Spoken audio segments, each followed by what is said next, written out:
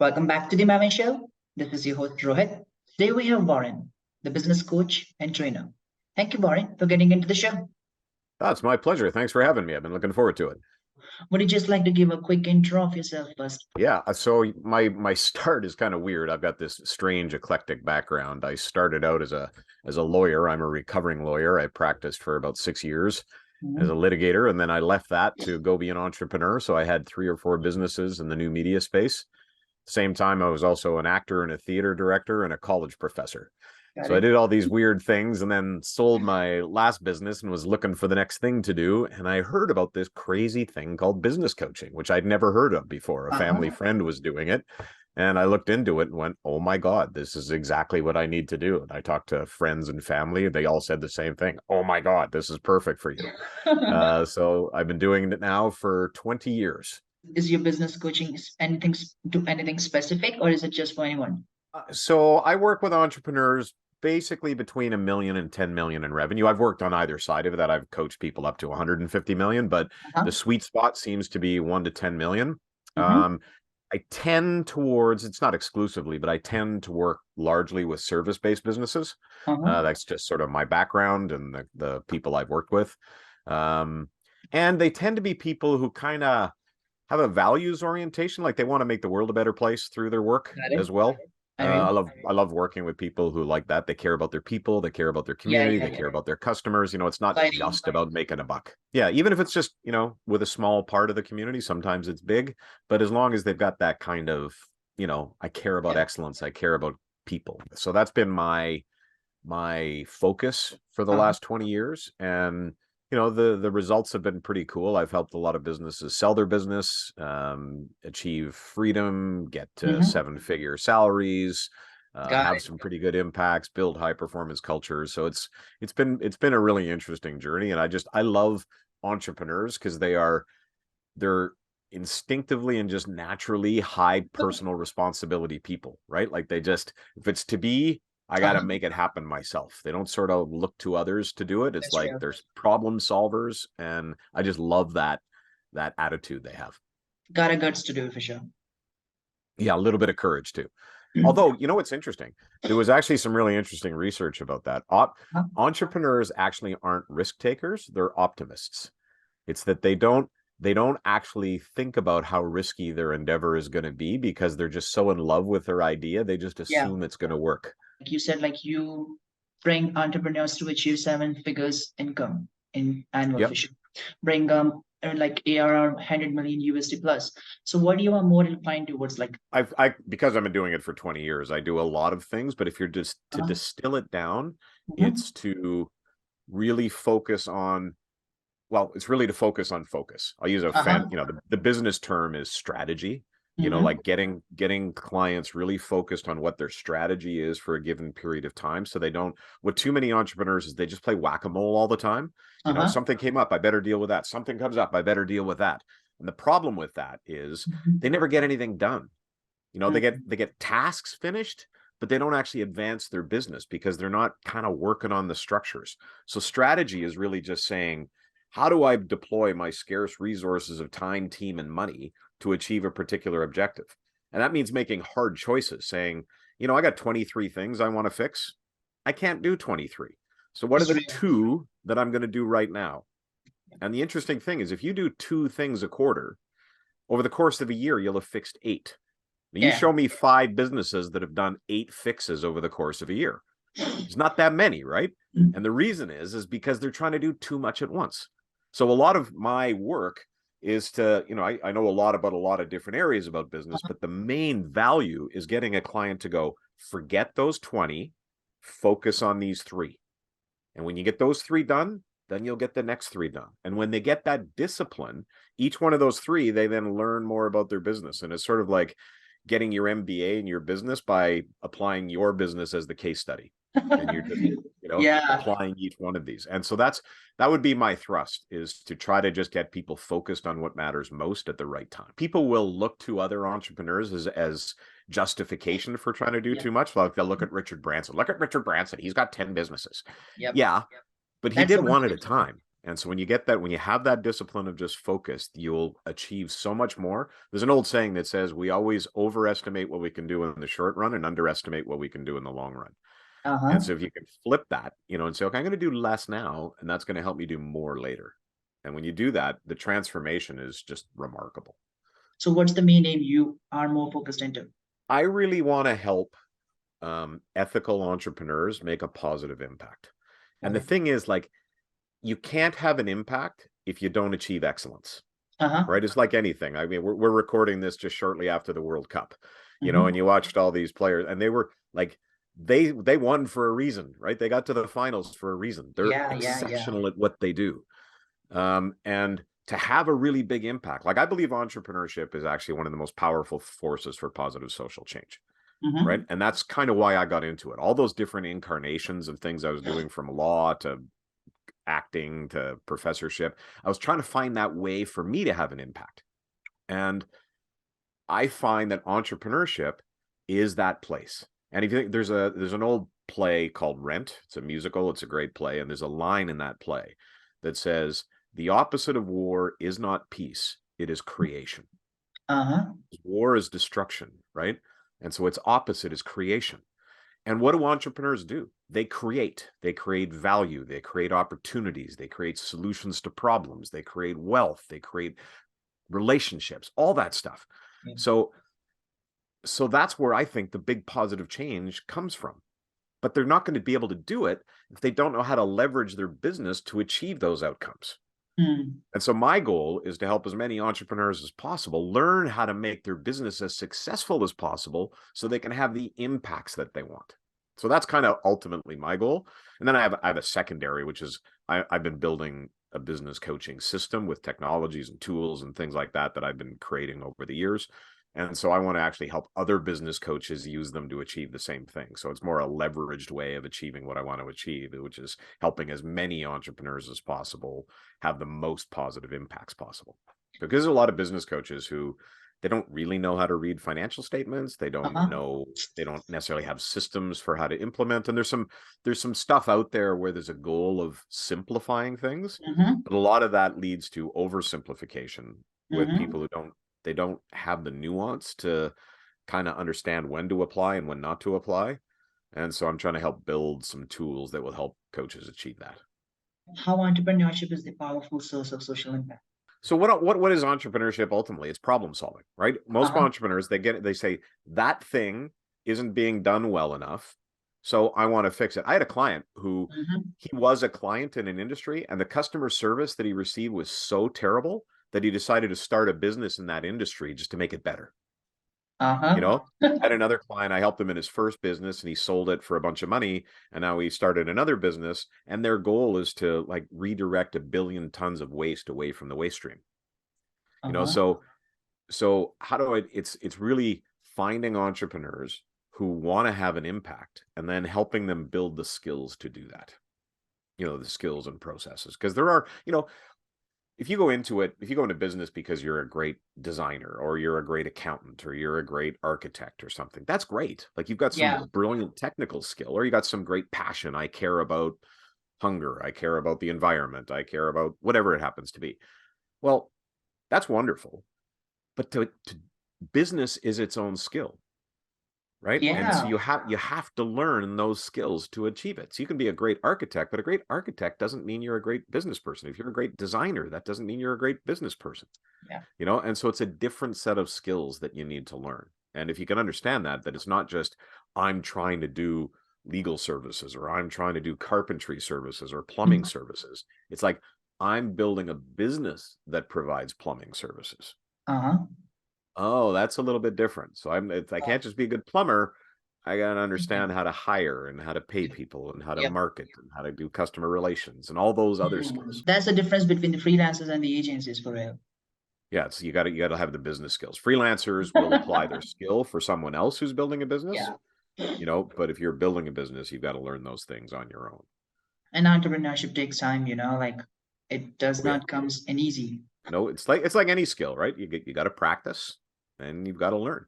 The thing that's great about it, though, is you've got an environment in which you can practice, which is your own business. it's sort of, you can choose how quickly you want to get there. And this is, some people are heavy into the, you got to work 20 hours a day and all that kind of stuff. And you don't have to, you can, but like the more work you put in early, the better you're going to be, as long as it's, here's one of the interesting distinctions though, too. You want to make sure that in 5 years, you're not just having 1 years of experience 5 times, but you want to have 5 years of experience. Yep. And so that means actually thinking about what you're learning and actually having a strategy for how you're going to build. Like if you just keep doing the same thing over and over again, you're not going to get better. So how to make good decisions in uncertainty? So it's decision-making and uncertainty. And this is one of the things, this is the pushback I get sometimes when I talk about strategy. People say, but it's too uncertain, I can't develop a strategy. That's nonsense. If you talk to any military commander or any sports coach, they will tell you that what happens on the field never perfectly reflects their plan, but they'll also tell you that without the plan, they would have got their butts kicked. And so the plan is a framework for decision-making. So I like to use the metaphor of poker, not because I advocate gambling, but poker is a game. People think it's a game of luck, but it's not. It's a game of skill in which chance is an element, right? And so a rookie might beat a pro in a given hand, but a pro will always win the game. So if it's just chance, how is that possible? Right? Yeah. So there's a skill involved in making decisions in the face of uncertainty. And so that's part of what strategic planning is about, is saying, how much can I afford to put at risk? How much should I not afford to what should I not put at risk? Taking a look out in the environment and say, what clouds are on the horizon? What should I be looking at? What opportunities are out there? Yeah. And when you start to get the discipline of doing that, you'll make smarter decisions. Like a lot of my clients know, if you read, so I'll get myself in trouble. There are some advocates out there, right? There are some people in my industry who just say, you got to go all in. You got to put everything in, and I'm actually not a big fan of that. If you don't have the right information, don't put yourself in an existential risk. Like think about what you can afford to lose, right? Think about what opportunities are out there. So it's like in a poker game, right? You're not going to take your whole pot and, try to bet it on your first hand. That's stupid. A lot of that is cash flow management. So I had clients who at the start of COVID, their entire industry was shut down. But one in particular, but she didn't lay off anybody because she'd done such a great job of cash flow management. She was able to keep her people and invest in research as to how to pivot, and then wound up having 2 of their best years ever. Right? So decision-making in the face of uncertainty is, okay, how do I sort of build the supports for the business that give me opportunities when they arise, but also protect me when things go down? And if you get into that kind of really thoughtful decision-making, you can survive even in really, really difficult times. Tell me the 3 building blocks to build a successful brand. This is sort of how you wind up building a business successfully. And if you've ever been near a condominium or a big building, there's like a hole in the ground for 3 months and you wonder what's going on. And then suddenly it's up 3 or 4 stories. What they're doing is building the foundations, right? They're putting the foundations in place. So there's 3 foundations to all businesses, and everything else sits on those foundations. So you got to get them in place. And just using sports as an analogy, I think it's the easiest way to explain it. You can't win if you don't know how to keep score. You can't win if you don't have a high performance team, and you can't win if you don't have a winning game plan. So those are the 3 things that you have to have in place. So what does knowing how to keep score mean? It means knowing your numbers, right? Knowing your profit margins, knowing your break evens, having what are called KPIs or key performance indicators in place that are metrics that show you how well you're succeeding, and looking and reviewing those numbers all the time so you learn the story that they're telling you. Too many entrepreneurs that I meet, they use their numbers just for tax purposes. They just go to their accountant and say, here, I know what my sales are. I know what my profit was. Now, how, help me not pay too much in tax. That's not enough. Your numbers actually tell you a story. And if you know how to read the book, if you know how to read the story, it'll help you make better decisions because it'll uncover for you what's working and what's not working. So that's the first thing, is you just got to look at your P&L, your balance sheet, your cash flows, your cash flow projections, and your key performance indicators every month. Not just alone, but as a trend. Look at them over time so you can see what's happening in the story, right? And if you do that, you'll make way better decisions. Second thing is you've got to have a high performance team. If you don't want to do everything yourself, if you don't want to just be a freelancer, but you want to build a business, you got to have a group of people. Yep. So what do you do around that? That's like, how do you assess whether your people are performing well, whether they care, whether they're motivated, and whether you have the right team? So that's sort of like, how do you go about building a high performance culture? And then the third thing is you take the learnings from those first two. So I actually, this is sort of how I work now. The first 3 months with me is month one, we get all your numbers in place. Month two, we evaluate your team, see whether they're happy, unhappy, engaged. What are the things that they think need to be improved? Come up with a set of prioritized ways of making the business more effective. And then the third month is then how you build that game plan. So I built a tool that actually automates the whole front end of the strategic planning process. So just by answering a bunch of questions, it automatically populates a SWOT analysis, which is strengths, weaknesses, opportunities, and threats. And from there, helps you choose that focus that I talked about for the next 90 days. And then what are the specific action steps you take in light of the numbers that we looked at, and in light of what your team is telling you, and in light of all the questions that you just answered, you're going to lay out a 90-day game plan.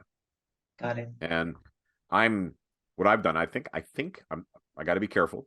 I think I'm the only one that has this, although I may not, but I've done this for so long that I'm so confident in the results that if you're not happy with the plan that exists at the end of the 3 months, I refund everything you paid me. That's cool. Yeah. So it's very much like those three things together, everything else gets built on that. And I teach you how to execute the plan. And that's the kicker, right? It's not just looking at numbers and looking at people and looking at a plan isn't enough. You got to learn how to execute it. Yeah. And when you have that discipline in your business, when you have the discipline to every 90 days, build out your next 90-day plan, even though, maybe a few things didn't work out in the last one, you learn from it. So now you're making the next one. Now you're learning some more. Now you're making the next one.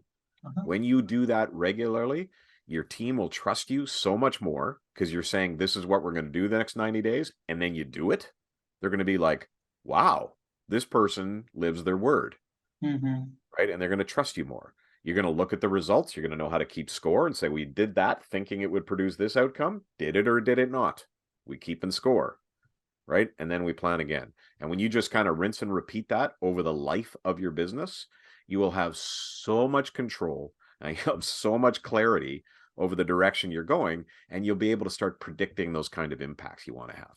So that's why I say, so those three foundations, whether you want to work on marketing or HR or strategy or product development, you need those three things to know whether they're working. You got to have the numbers, you got to have your people, and you got to have the plan. If you don't have the great people yet, then you got to have limits on your understanding of what you can execute. Yep. If you don't have Messi and Mbappe, you're not going to win the World Cup. So don't set that as your goal. Yep. Right. Yep. So you've got to think about, and what resources. If you don't have, $10 million in cash, well, you might not be able to build a factory yet. It's real. You can. So part of that is really understanding what you're capable of executing. It's called the theory of constraints, right? There's limits to what you can do based on the resources you have available. As you build more resources, then you can do more stuff and execute. Awesome, Warren. So any best advice, anything you want to say for to entrepreneurs, obviously? Fail, but don't fail to the point where you lose everything. Fail forward, take risks, take learnings, and move forward. I'd say, getting started, have a very clear idea of what it is you're trying to achieve. What is the impact you want to have? Who is the customer you're trying to serve? What are their pain points? How does your offering service them? Right? And get super clear on that. And then, like I say, the magic thing is if you can start just doing regular 90-day planning, just say, this is what I'm going to achieve in this 90 days. Here's the steps I'm going to take. If you do that on a regular basis, you will learn so much. And over time, you will achieve more than the people who are trying to do 23 things at once. Most people fail at consistency and executing. Yeah, that's something like 80% of plans fail, and it's not because the plan was bad, it was because execution sucked. It's not because people are lazy or irresponsible. What happens is something new comes up, right? there's a change in the economy. There's a competitor who does something unexpected. One of your key employees quits. Like there's always a reason for moving off plan. But that's where the discipline comes in, right? The discipline comes in, goes, oh, something changed. I'm not going to abandon the plan. I'm going to revisit it and see what needs to be shifted, right? And when you're constantly doing that, like a plan is a living document. It's not written in stone, right? So you can shift it, but you just got to make sure it stays the boss. And as long as you're doing that, you'll execute way more successfully. Well, thank you so much for having into the show and sharing these bunch of insights with the audience. I think we loved it, and audience will also love it. So yeah, thank you so much for having in, man. Oh, thanks for having me. It was a real pleasure.